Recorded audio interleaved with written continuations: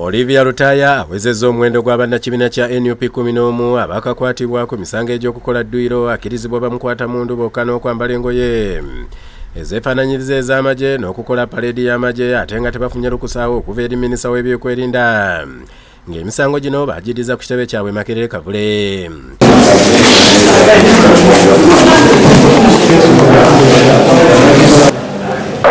Lutaya Olivia and others still at large on the 12th day of February 2025 at the neighboring platform offices at Makerere Kavule 1 in Kawempe Division in Kampala District, not being persons serving in the armed forces of Uganda or in a police force in Uganda or in any naval, military, air or police force or custom of any other Commonwealth country without permission of a minister wore a uniform or dress. Lutaya agatiddwa ku fayiro okuli bannenga Edward Sebufu, amanyiddwa ennyo nga Eddie Mutwe, Akireewo Kivumbi, Waiswa Mufumbiro, Sauda Madada n'abalala batanakwatibwa.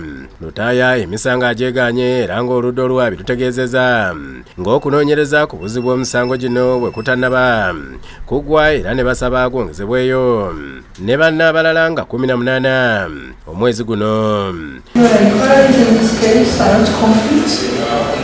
The other accused persons are appearing in court on the 18th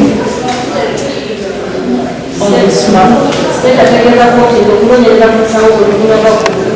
it was raised but in the meantime, we pray that she be examined.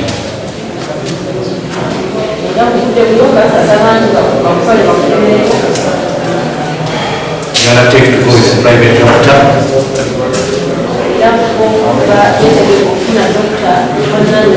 I want us to first state that the prison doctors have failed. No.